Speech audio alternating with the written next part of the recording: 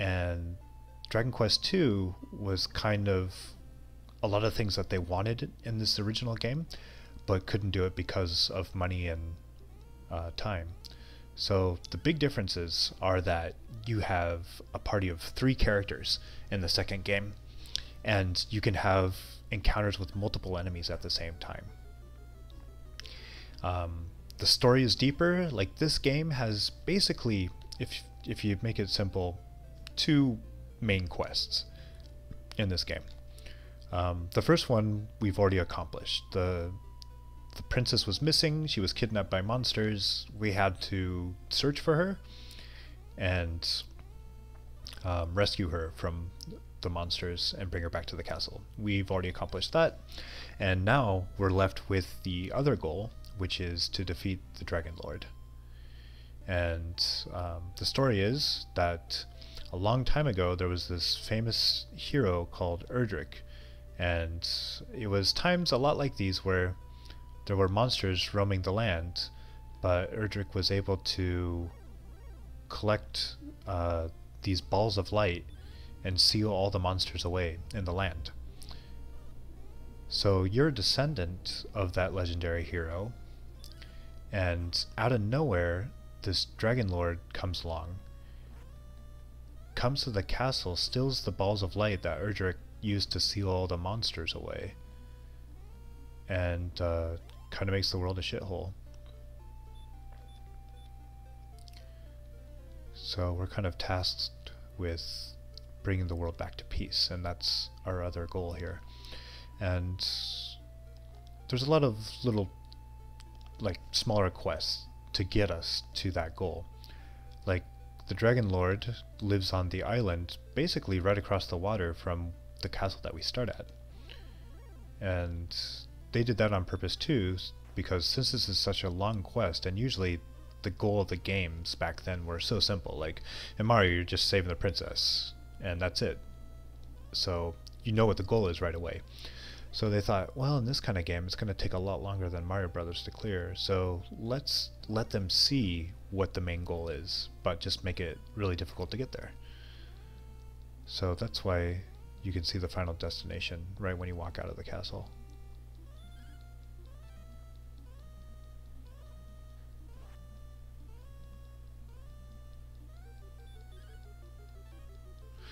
Man, we're missing this guy a lot. Uh-oh, that's not good news. I don't want to die again. Okay, thank God.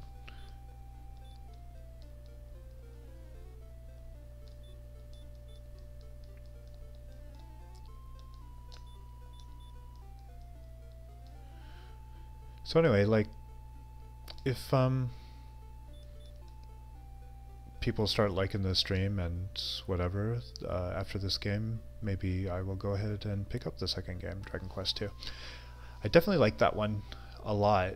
The only problem with the second Dragon Quest game is that, you know, I'm just going to go back and heal up since we're starting to run a little low on magic here. They kind of rushed the production of the second game, especially the second half of it, and didn't have a shit ton of testers at Enix to play through it all. So basically they were just kind of checking their own work, and they spent a lot of time on the first half of the game, so it's pretty well balanced. But once you get to the second half of the game, there's some difficulty spikes, and that will be another game where, like, off stream I might, if I do play it, I'll have to level up off stream a little bit just so that I can finish the game, because man, the last couple dungeons in the second game are pretty ridiculous.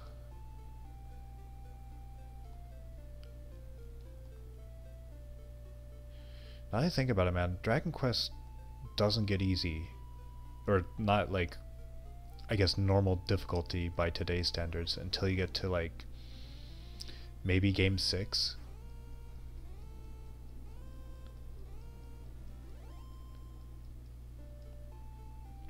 Like, these games are pretty tough.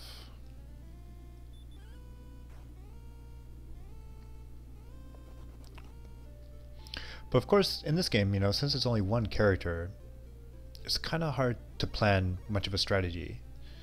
You know, like, you see that when I'm fighting that Axe Knight, there's not a lot of things I can do.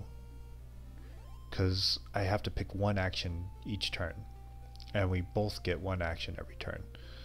So if he starts just hitting me hard, and I don't have the defense to take his hits, then it's kind of a matter of luck.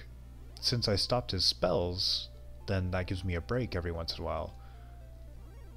But it's not like I can have one person heal and one person attack and just to, you know, eventually whittle him down. So in the second game, of course, all that strategy comes into play.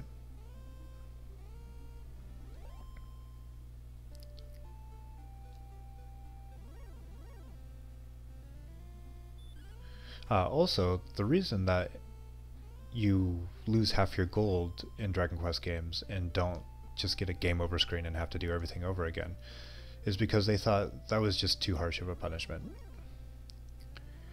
And since it's only one character, since every once in a while it is just like luck, you know, so they didn't want to punish players too bad. And they thought, well, a game over screen is too harsh, we don't want them to have to grind and get all their experience again. So what we'll do instead is just half their gold every time that they die. And that has been a tradition since this game and is still that way today. Luckily, in later versions of the game, there's like banks and stuff that you can use. And you can store money that you're not using in there. And even if you die, you don't lose the money in the bank. So that's cool. Unfortunately, in this game, there's no banks. And there's no churches either, which is also kind of a mainstay of the series. Usually in Dragon Quest games, you go to the church to save your game and heal statuses and that kind of thing. But in this game, you save with the king. And there is one guy in the village next to Radadorn Castle that can cure you of curses. Which, oh, did I sell all my cures equipment? I don't know, I'm gonna have to check that.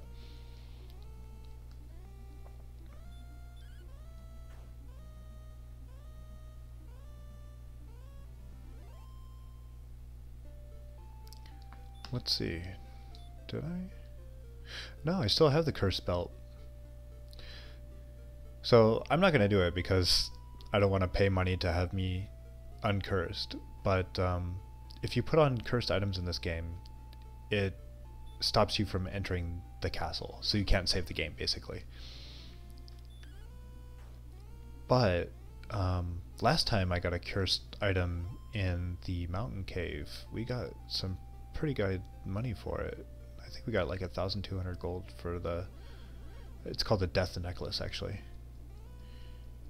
But I don't know how much the cursed belt is. Yeah, they have a lot of really fun items actually in Dragon Quest, even starting with this game, obviously, with the cursed items. But in later games they have stuff like the Poison Needle, where anyone can use it, and it usually only does 1 damage, but I think it has like a 5% chance of just instantly killing an enemy. So sometimes your weakest character can just start taking out tons of enemies with this Poison Needle. It's pretty crazy.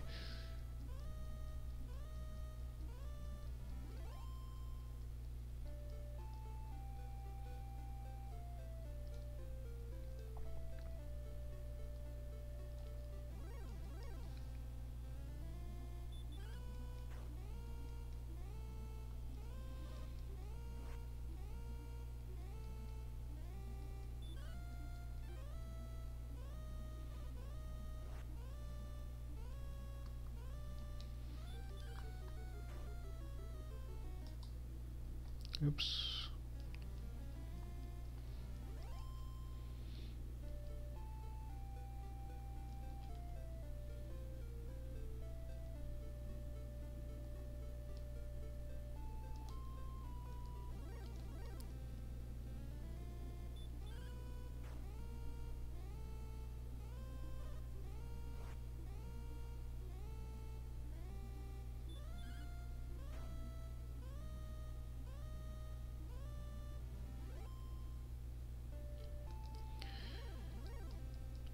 Okay, we're under 10,000 gold to go finally. That's good news.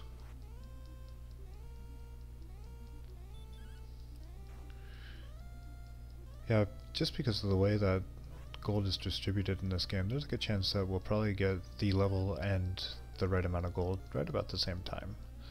So that's kind of cool. And hopefully I'm good enough to get past that Axe Knight with an extra level and the mirror shield.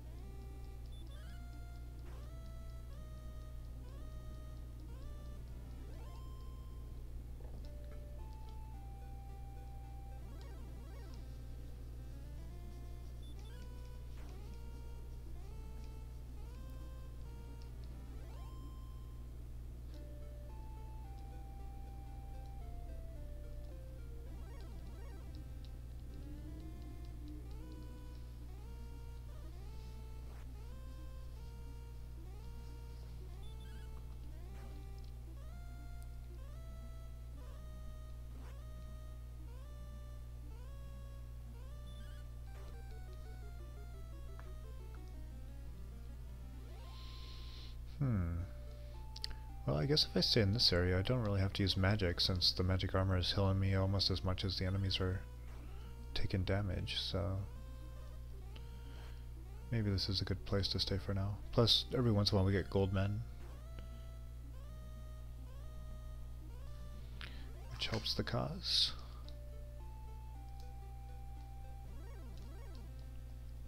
Here we go.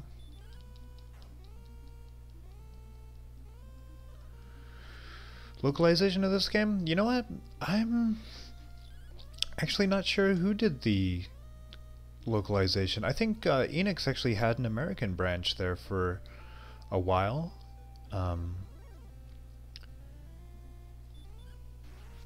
know that since they weren't always here, that Dragon Quest games unfortunately have a little uneven localization.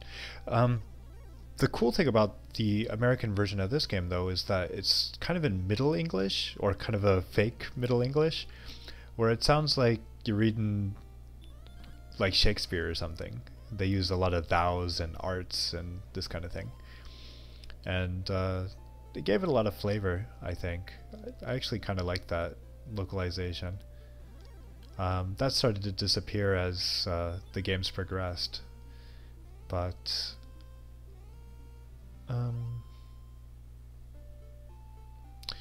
yeah, it seems like I'm looking at enemy names as they pop up, and most things were pretty much translated verbatim. Like, this is called an iron scorpion. I think they called it a metal scorpion in the English translation, if I remember right.